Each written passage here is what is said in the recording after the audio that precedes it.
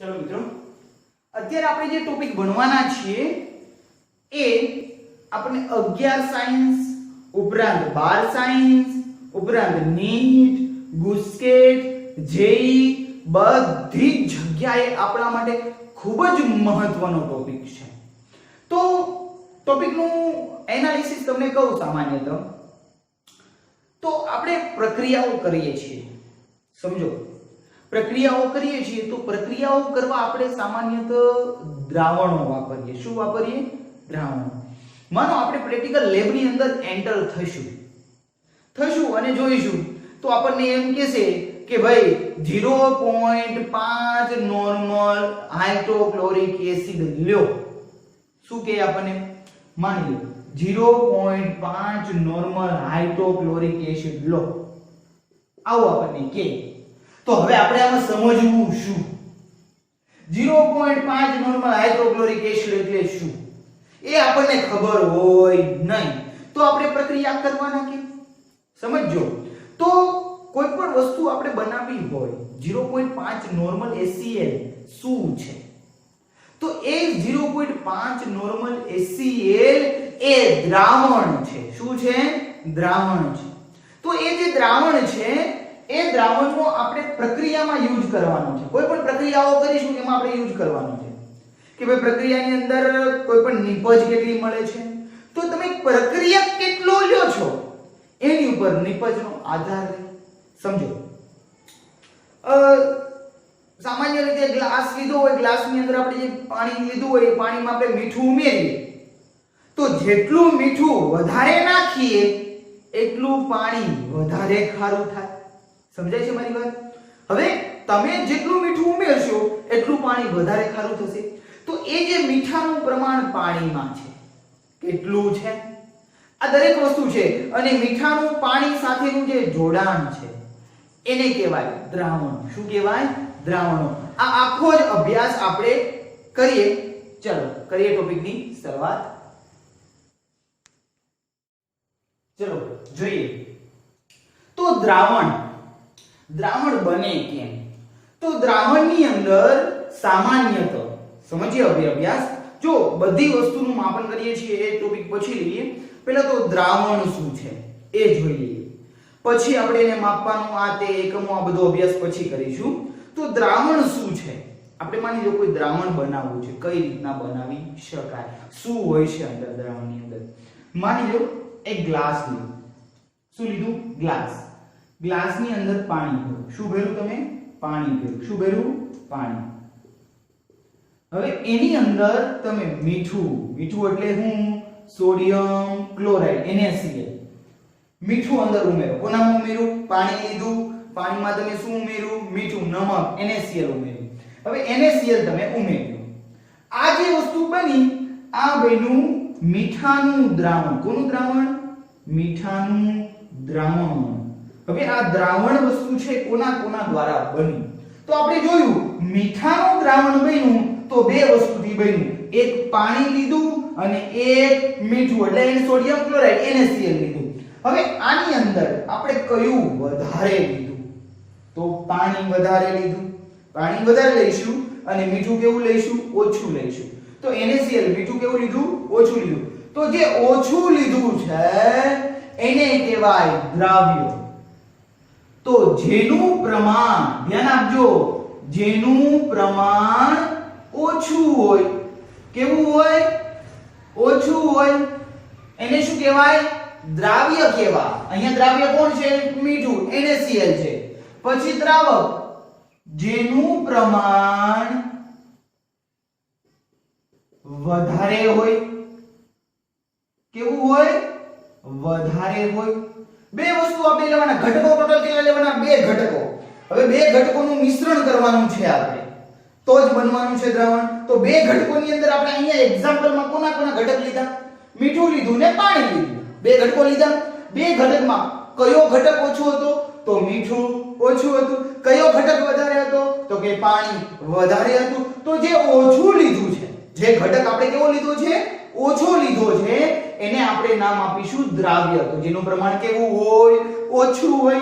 જેનું પ્રમાણ વધારે છે જે કોનું પ્રમાણ વધારે છે અહીંયા પાણીનું તો એ બનશે દ્રાવક તો અહીંયા પાણી છે એ દ્રાવક બનશે અને NaCl મીઠું છે એ શું બનશે દ્રાવ્ય બનશે ખબર પડે છે તો આપણે શું કરવાનું છે દ્રાવણ બનાવવાનું છે દ્રાવણ બનાવવા કેટલા ઘટકો લેવાના બે હવે તમે એક અવલોકન કરો આપણે શું શીખ્યા તો અહીંયા શું ઘટના બને છે કે પાણીમાં હું મીઠું ઉમેરું છું પાણીમાં શું ઉમેરું છું મીઠું પાણીમાં હું જ્યારે મીઠું ઉમેરીશ એટલે શું કરશે મીઠું બધા જ ભાગમાં વ્યવસ્થિત ઓગળી જશે આવો અભ્યાસ આપણે અગાઉ કરેલો છે ને 11 બધું વ્યવસ્થિત 11માં આમ તેમ આગળના સેક્ટરોની અંદર પહેલા સેક્ટરમાં બધું વ્યવસ્થિત હમણાં આપણે જોતા હતા તો શું જોયું આપણે તો મીઠું કેવું છે બધા જ ભાગમાં કેવી વહેંચણી થયેલી છે સમાન વહેંચણી થયેલી છે પહેલા ઉપરના ભાગેથી સમજી ભરીને આપણે મીઠું જોઈએ તો કેવું લાગે છે મીઠાનું પાણી ખારું લાગે છે નીચેથી પણ ટેસ્ટ કરીએ તો પણ કેવું લાગે છે ખારું લાગે છે બધા જ ભાગમાં કેવી છે વહેંચણી સમાન છે એટલે આ કેવું બનશે સમાંગ મિશ્રણ કેવું બનશે સમાંગ મિશ્રણ કઈ રીતના કારણ કે મીઠું એક પોતાના ગુણધર્મો શું કરે છે જાળવી રાખે છે ઉપરાંત બધા જ ભાગમાં કેવી વહેંચણી છે સમાન છે એટલે ગુણધર્મો જાળવી રાખે અને વહેંચણી પણ કેવી હોય સરખી હોય એક સરખી હોય તો એને કહેવાય સમાંગ મિશ્રણ ક્લિયર આટલી વસ્તુ તો દ્રાવણ કઈ રીતના બને તો દ્રાવણની અંદર બે વસ્તુ હોય દ્રાવ્ય અને દ્રાવક જેનું પ્રમાણ ઓછું એ દ્રાવ્ય જેનું પ્રમાણ વધારે એ દ્રાવક ક્લિયર આટલી વસ્તુ ચાલો આગળ લઈએ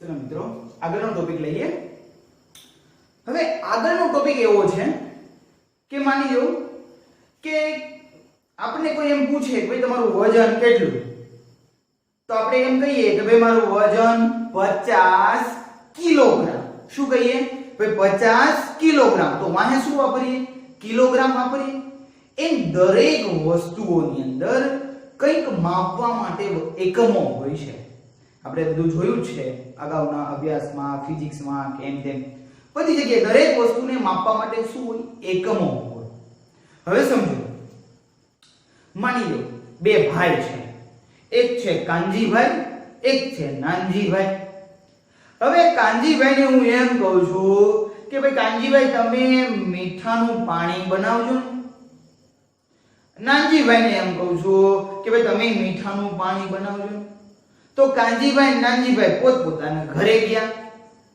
હવે કાનજીભાઈએ મીઠાનું પાણી બનાવ્યું તો એને શું કર્યું એક ગ્લાસ લીધો એમાં 2 ચમચી મીઠું નાખ્યું નાનજીભાઈ એના ઘરે ગયા એને શું કર્યું એક ગ્લાસ લીધો એમાં 2 ચમચી મીઠું ઉમેર્યું બંને મીઠાનું દ્રાવણ બનાવ્યું પણ સમજો કે બંને મીઠાનું દ્રાવણ બનાવ્યું છે એ સરખું દ્રાવણ બન્યું છે તો કે નહીં કેમ સરખું નહીં બન્યું હોય તો સમજો કાનજીભાઈના ઘરે જેવો ગ્લાસ છે એવો જ ગ્લાસ નાનજીભાઈના ઘરે હશે નહીં હોય પછી કાનજીભાઈના ઘરે જેવી ચમચી છે એવી ચમચી નાનજીભાઈના ઘરે હશે એવું જરૂરી છે જરૂરી નથી કદાચ કાનજીભાઈના ઘરે મોટી ચમચી હોય નાનજીભાઈના ઘરે નાની એવી ચમચી હોય તો બંને વસ્તુઓની અંદર દ્રાવણ આપણે એમ ના કહી શકીએ કે ભાઈ મેં એક ગ્લાસ પાણીની અંદર 2 ચમચી મીઠું ઉમેરીને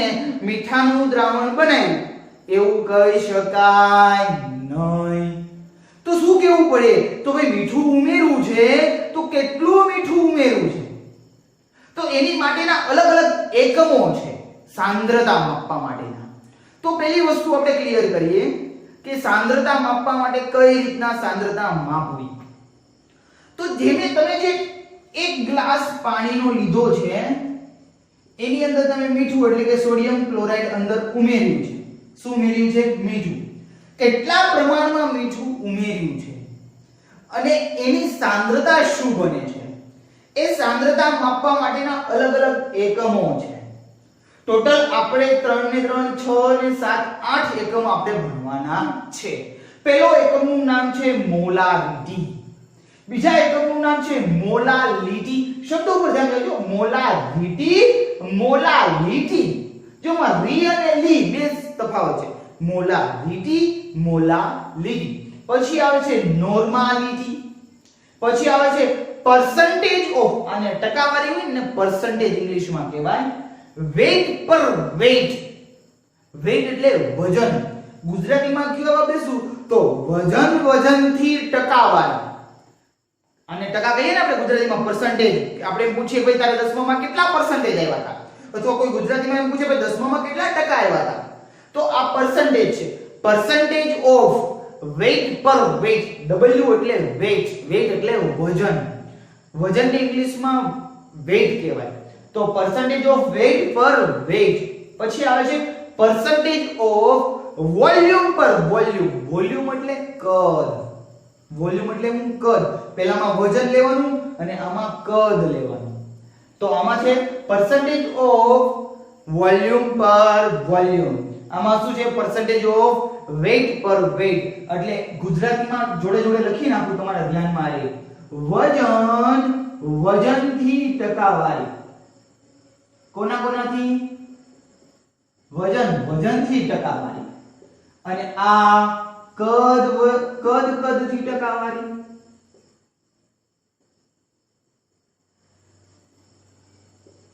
આ બને weight per volume. એટલે વજન કદથી ટકાવારી. વજન કદથી ટકાવારી. ત્રણ એકમો છે. percentage of weight per weight, percentage of volume per volume, percentage of weight per volume. Ready? પછી આગળ વાત કરીએ ppm.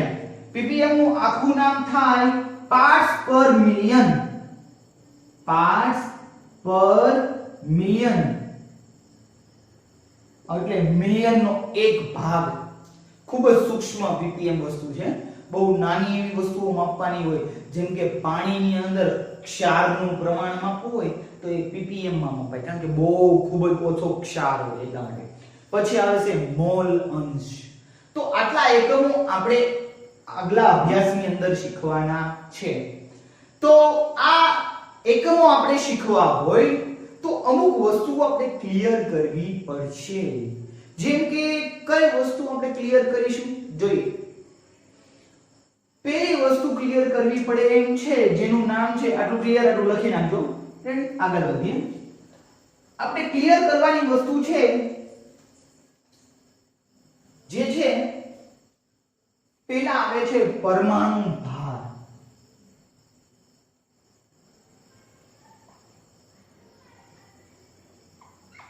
શું આવે છે?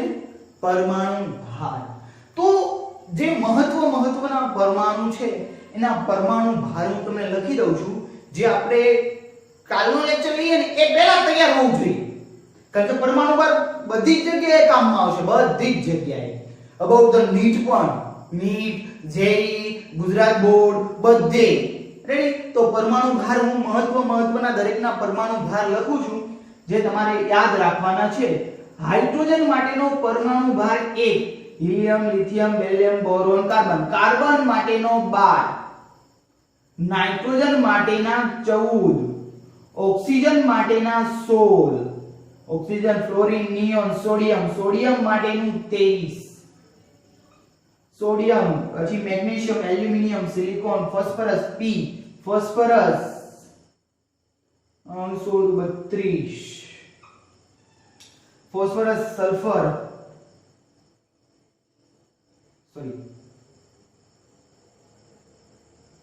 ફોસ્ફરસ તો કઈ ખાસ કામનું છે નહીં. સલ્ફર આપણી માટે ઇમ્પોર્ટન્ટ છે. તો સલ્ફર 16 32, ક્લોરીન 35.5, ક્લોરીન. પછી પોટેશિયમ 39. ચલો આટલા તત્વો છે. હાઇડ્રોજન નો 1, કાર્બન નો 12, નાઇટ્રોજન નો 14, ઓક્સિજન નો 16, સોડિયમ નો 23, સલ્ફર નો 32, ક્લોરીન નો 35.5 અને પોટેશિયમ નો 39. આ પરમાણુ ભાર આપણે બધાએ ફરજિયાત યાદ રાખવાના છે. આ બધા જ પરમાણુ ભાર છે. હાઇડ્રોજન માટેનો પરમાણુ ભાર 1, કાર્બન માટેનો 12, નાઇટ્રોજન માટેનો 14, ઓક્સિજન માટેનો 16, સોડિયમ માટેનો 23, સલ્ફર માટેનો 32, ક્લોરીન માટેનો 35.5 અને પોટેશિયમ માટેનો 39. હવે લઈએ આપણે અણુ ભાર.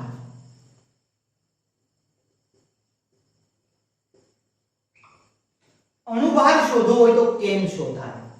તો તમે પરમાણુ તમને કોઈ અણુ આપે, માની લો તમને એમ કે H2O એટલે પાણી માટેનો અણુ ભાર શોધો. પહેલા તો અણુ ભાર આપણને આવડવું જોઈએ. પરમાણુ ભાર વ્યવસ્થિત તૈયાર કર્યા હોય તો અણુ ભાર આપણને આવડશે. સમજીએ શું થશે. ચલો ધ્યાન આપીએ. આપણે શું શોધવાનું છે? અણુ ભાર. કોની માટે? પાણી H2O માટે. ચલો આમાં હાઇડ્રોજન કેટલા છે? 2. એટલે લખો 2 હાઇડ્રોજન. ઓક્સિજન કેટલા છે? 1. એટલે 1 ઓક્સિજન. ચલો 2 હાઇડ્રોજન નું કેટલું છે? 1. લખી નાખો 1. ઓક્સિજન નું કેટલું છે? 16. તો લખી નાખો 16. ચાલો 2 કા 2 2 ને 16 18. આ H2O એટલે કે પાણીનો અણુ ભાર કેટલો થાય? 18. પછી કોઈ એક બીજું એક્ઝામ્પલ લઈને જોઈએ આપણે. માની લો કે સલ્ફ્યુરિક એસિડ લઈએ H2SO4. H2SO4. ચલો જોઈએ. હાઇડ્રોજન માટે કેટલા? 2 હાઇડ્રોજન. સલ્ફર કેટલા છે? 1 જ. ઓક્સિજન કેટલા છે? 4. ચલો જોઈએ. ચલો હાઇડ્રોજન માટે કેટલા છે? 1. સલ્ફર માટે કેટલા છે? 32. ઓક્સિજન માટે કેટલા છે? 16. તો 2 કા 2 વત્તા 32 16 64 64 બે જોડે ટોટલ સરવાળો કરશો એટલે જવાબ આવશે 98. ક્લિયર એ વસ્તુ? તો અણુ ભાર શોધતા આવડે તમને? ઈઝી વસ્તુ છે આમાં. ખાલી આપણને શું આવડવું જોઈએ? પરમાણુ ભાર. એ પરમાણુ ભારની સંખ્યા આપણે મૂકી દેવાની અણુ ભારમાં એટલે આપણને મળી જશે અણુ ભાર. ક્લિયર એ વસ્તુ? ચલો હવે આગળ તમારે જો પ્રેક્ટિસ કરવી હોય તો જાતે હું તમને એક બે વસ્તુ આપું છું. જેમ કે એક વસ્તુ તમને આપું CH3OH. ટ્રાય કરજો આ તમારા હોમવર્ક ની અંદર. પછી બીજી વસ્તુ તમને આપું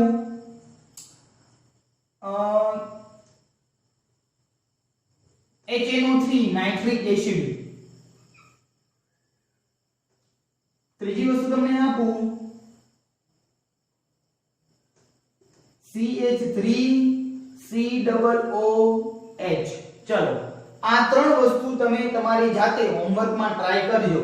carbon 3 hydrogen oxygen 1 hydrogen hydrogen nitrogen 3 oxygen carbon 3 hydrogen carbon 2 oxygen અને 1 હાઇડ્રોજન. આ રીતના તમારે બધાની કિંમત મૂકતી જવાની, બધાનો સરવાળો કરી દેવાનો એટલે તમને જવાબ મળી જશે. ના આવડે તો મને જાણ કરજો. ક્લિયર આ વસ્તુ? ચલો હવે આના ઉપરથી હજી એક નવો ટોપિક શીખવાનો છે આપણે.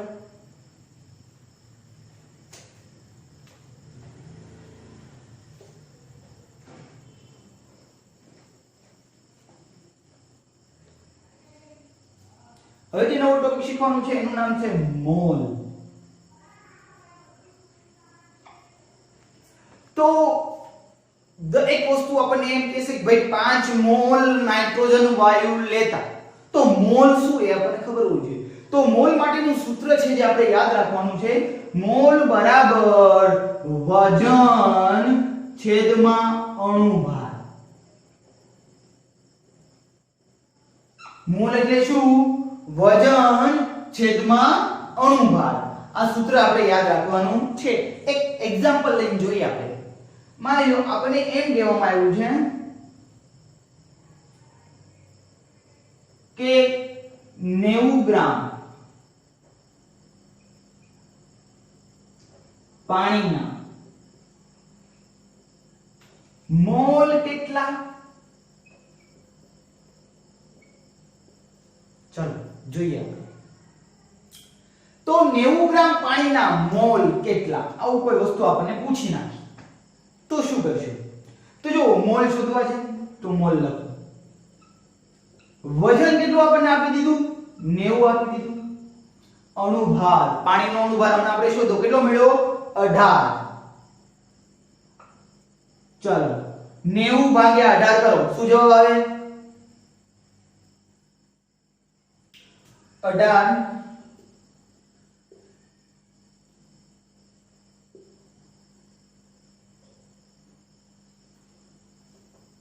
5 જવાબ આવશે. કેટલો જવાબ આવશે? 5. 18 × 5 90 થશે ને? તો મોલ બરાબર કેટલા મોલ મળ્યા આપણને? 5 મોલ મળ્યા. શું મળ્યા? 5 મોલ. કોના? પાણીના. તો આ રીતના આપણે દાખલો ગણવાનો દર વખતે થશે. તો મોલ બરાબર શું થાય? વજન છેદમાં અણુભાર. ક્લિયર એ વસ્તુ? મોલ આપણને પહેલા આવડવું જોઈએ. મોલ એટલે શું થાય? વજન છેદમાં અણુભાર. 90 ગ્રામ પાણીના મોલ કેટલા થાય? તો મોલ બરાબર 90 ના છેદમાં 18. 18 × 5 90 એટલે 5 મોલ મળશે આપણને. ક્લિયર આ વસ્તુ? હવે આપણે આપણા નવા એકમ ઉપર આગળ વધીએ.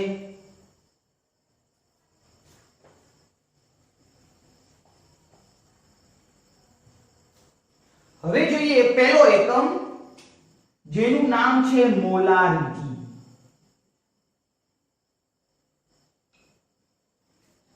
ધ્યાન આપજો.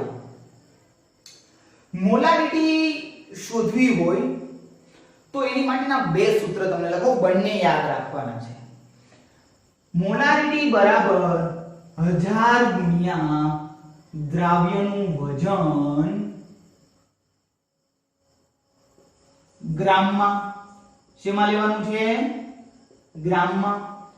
છેદમાં અણુભાર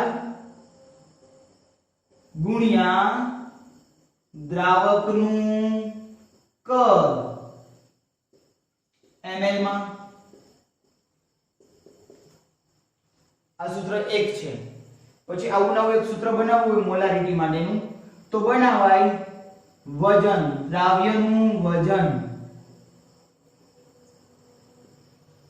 છેદમાં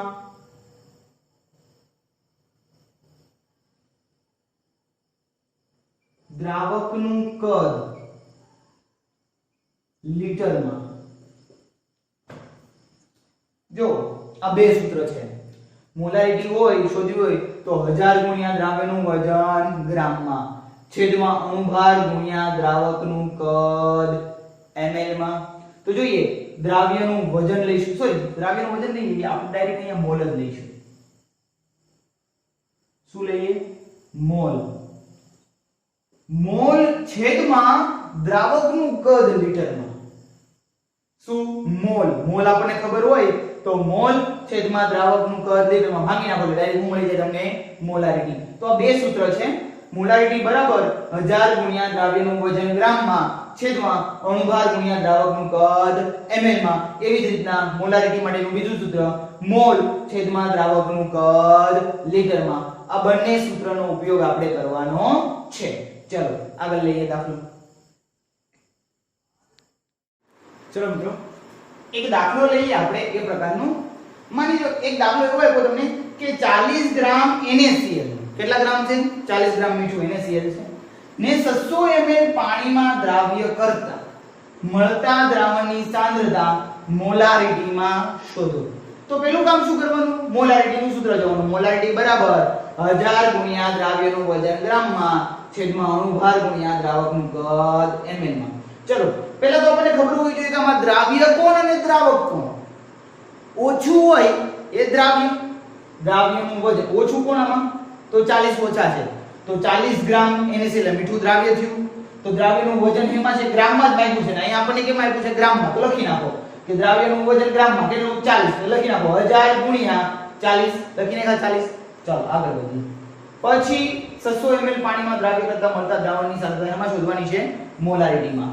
અણુભાર NaCl નો અણુભાર કોનો શોધવાનો? જે દ્રાવ્ય કેટલું હોય એનો અણુભાર લેવાનો. તો મીઠાનો અણુભાર કેટલો? NaCl નો 58.5. કેટલો થાય? 58.5. એક તો N નો 23 અને ક્લોરીન નો 35.5 એટલે થશે 58.5. પછી દ્રાવકનું કદ ml માં કેટલું રાખ્યું? 600 ml. દ્રાવક છે પાણી તો અહીંયા લખી નાખો 600. હવે આનો તમે સરવાળા બાદબાકી ગુણાકાર ભાગાકાર જે કરવાનું છે બધું કરી નાખો. જવાબ આવશે તમને 1.13 મોલર. મોલરની મોલારિટીની સંજ્ઞા n. મોલરમાં m કેપિટલ M લખાય. શું લખાય? Capital M molar. ક્લિયર આ વસ્તુ? ચાલો હવે આગળનો દાખલો જોઈએ.